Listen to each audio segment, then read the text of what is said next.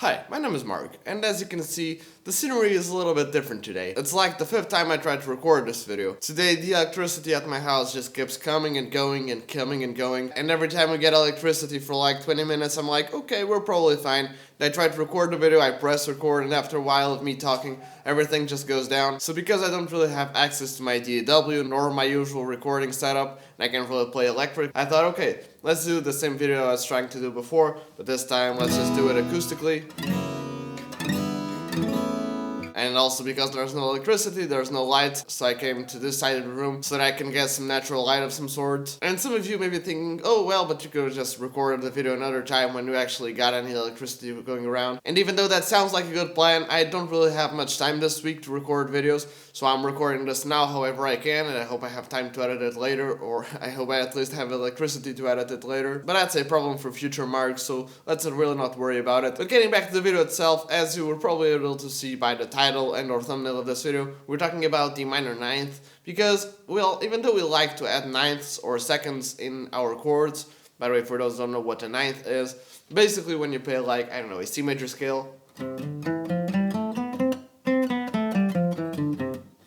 the second note of that scale is D, C, D. So if we wanted to have like a C at 9 chord, we would play a C major chord, and add that second or that ninth.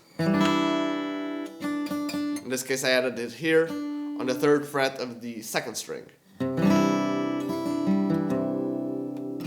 And there's a bunch more inversions you can do. You just need to add that D to your C major chord.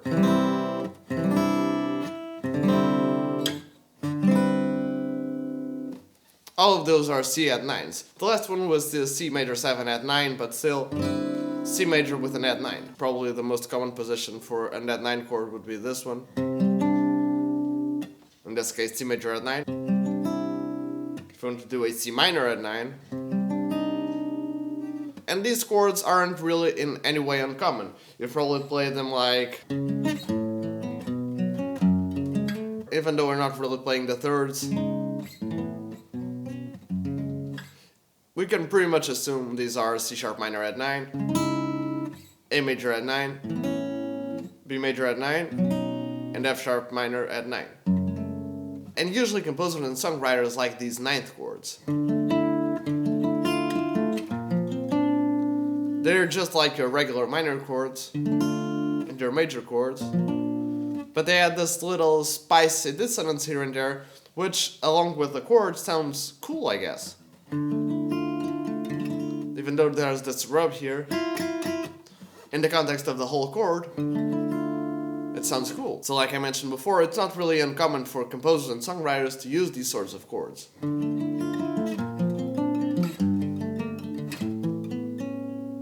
Except this chord. This chord didn't really sound right? It's not like it sounded bad, but it's not really like the chord that fits in well there, right?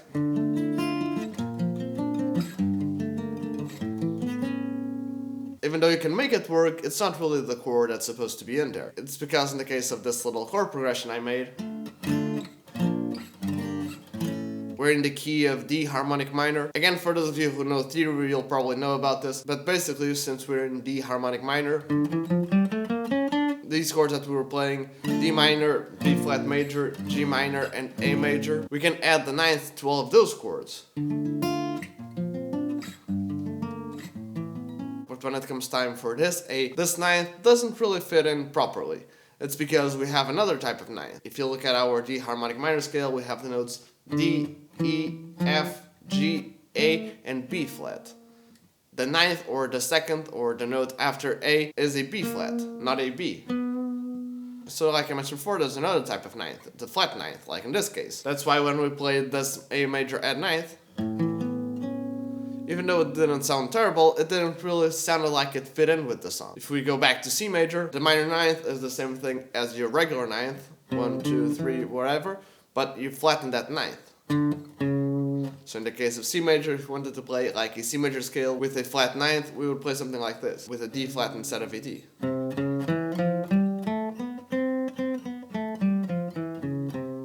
And that flat 9 kind of gives it that spicy sound, sort of Egyptian, sort of Spanish, you know what I mean, right? But because this flat 9 is just a semitone from the root, when we play an add minor ninth chord, it definitely doesn't sound good, right? That C rubs off against that D flat, and it's probably not a flavor that you would want to add every time. This was a C major minor ninth, and even though it's not a chord that sounds completely terrible, it's a pretty tense chord. So if we went to the context of our song again and we tried to play like an A major with a minor ninth, this would be the chord we would be playing. An A, an E, a B flat, and then another C sharp. And as you can see, we have these two notes rubbing off against each other, and they may sound a little bit weird. Again, I can play the whole song, but you can already check out that this chord isn't really as pretty sounding as a regular add ninth chord.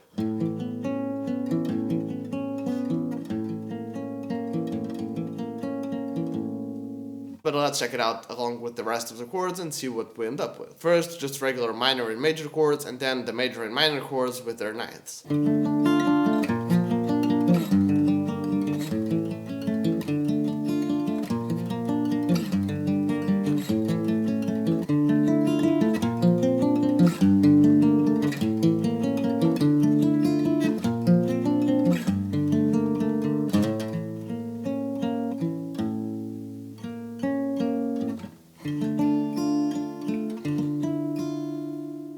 And as you can see, even though this chord may not be the prettiest sounding chord in the context of the song, it works well. But because this minor ninth interval is this like D sharp and C thing, or this A and B flat thing, usually people will go like, oh, it sounds bad, I'm not really going to use it. But there are ways to use it, and that's what we're going to talk about today. Because even though the minor ninth can sound scary because, oh, it's so dissonant, it will not work properly and it's not a flavor that you can add.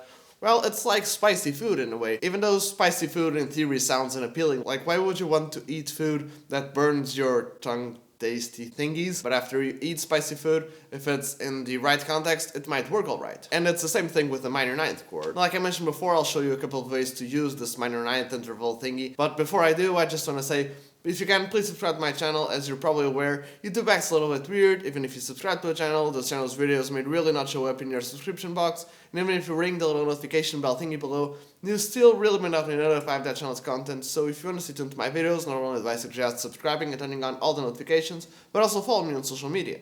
Not only do I post some exclusive stuff there, like improvise solos and jamming for backing tracks, and generally wherever I'm up to at the moment, but I always post there about my videos. Links for usual suspects will be below, but in general, at Markish Guitar.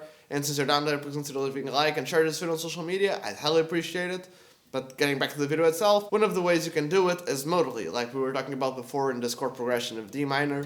Like in this case, I know that we were playing in D harmonic minor, and I knew that a couple of these chords had a minor ninth. Some of them being like this A major, another one of them being the E diminished chord, which we can do an E diminished flat ninth, or you can play again a C sharp diminished sort of a thing.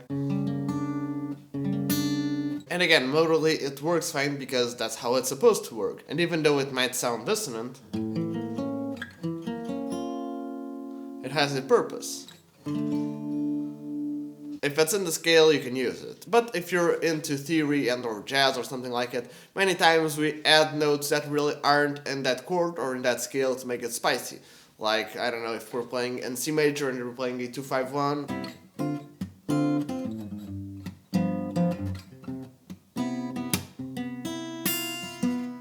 it's pretty common to, when we go to the G7, to add like, I don't know, maybe a flat 13. And this flat 13, which in this case is this like E flat, it really doesn't belong in the key of C major, which we're supposed to be in, right? But it works alright in the song. And why is it? Well, it works alright in the song because of this thing called voice leading. And it's sort of related to the last part that we talked about, the modal way to use the minor ninth. Again, looking at this G7 chord with a flat 13 or G7 altered. Why does it work well when we go from G7 to C major? Well, it works well because this note, this 8 flat, that's pretty tense and that's not really in the scale that we're using, Because it's an E flat, when we go to the C chord, this E flat sort of resolves to a C. And in a way, it's the same sort of thing when we go to that D minor thing, the harmonic minor thing that we did before. That minor ninth there, after this A major chord, we go to a D minor chord. And the notes of that D minor chord are D, F, and A. And what was that triggering note on that A chord, that minor ninth? Was that B flat. And the B flat resolves to an A when you go to the D minor chord.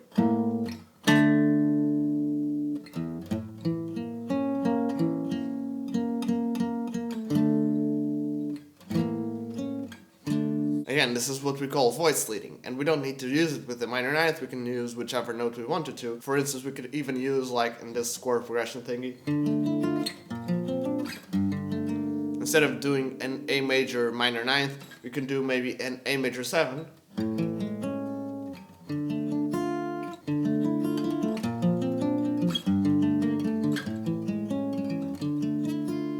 Even though it sounds a little bit weird in this context, if you look at it, the note that wasn't really in our A major chord that we added was that major 7, which in the case of A is this G sharp. And again, it's a very special flavor. It's not really a thing that you may want to add every single time. But if you look at it, this G sharp will resolve to the A of the D minor chord. But again, this isn't really exactly a video totally about voice leading and what things you can use, but you can try to figure this out on your own. We're talking about the minor ninth. Well, using an example we did before of that 2-5-1, we added the flat 13 just a couple of minutes ago, because that flat 13 would resolve to the third of the next chord. E flat resolves to E.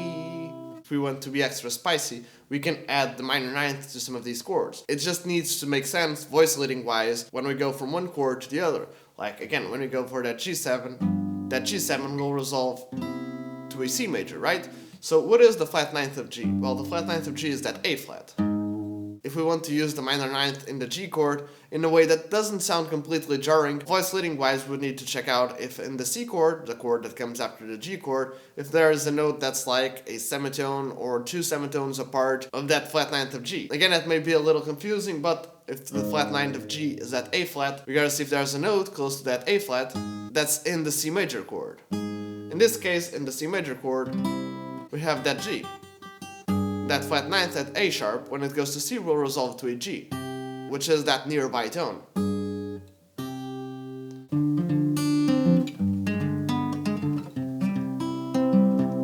If we were going from like, I don't know, G major to A minor, for instance, we could also use that flat 9, because that A flat, the minor ninth of G, would resolve to an A.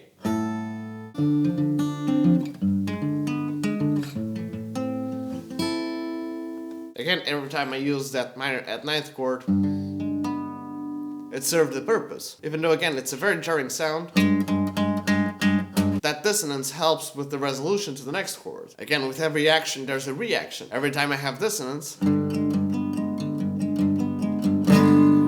needs to end with consonance.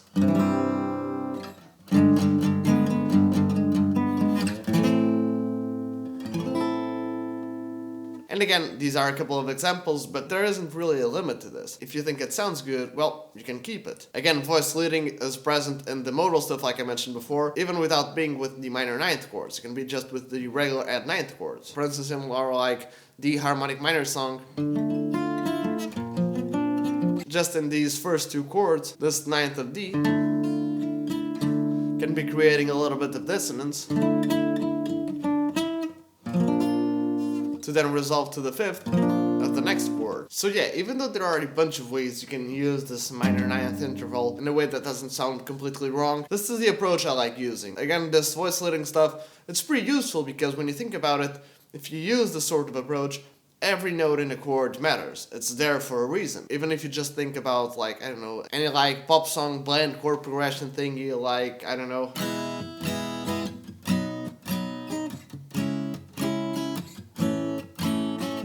this case, the chords I played were E major, B major, C sharp minor, and A major. Every note in that chord matters. The E major chord has notes E, B, another E, and then a G sharp. Well, when we go from E to B, well, the E will resolve to a D sharp, which is a third of B. The B will just stay like a B it is because it's a common tone between chords. Then the G sharp will resolve down to an F sharp, which is the fifth of that B major. So going from E major to B major doesn't just sound good or make sense just because it does. It makes sense because when you go from one chord to the other, it's sort of like the chord tones fall into place. The same thing with going from B to C sharp minor. And we can keep going with the other chords, but I think you got the point. Every time you want to make a chord spicy or add an extra chord to your song that seems a little bit fancy or whatever, just think about it. If you're going to add it and if you're thinking, oh, will it sound good, will it not sound good, does it make sense, does it not make sense? Well, you can look at it like this, in voice leading style, and think, okay, I'm using this ninth. Why am I using it? Okay, maybe I'm using it to attention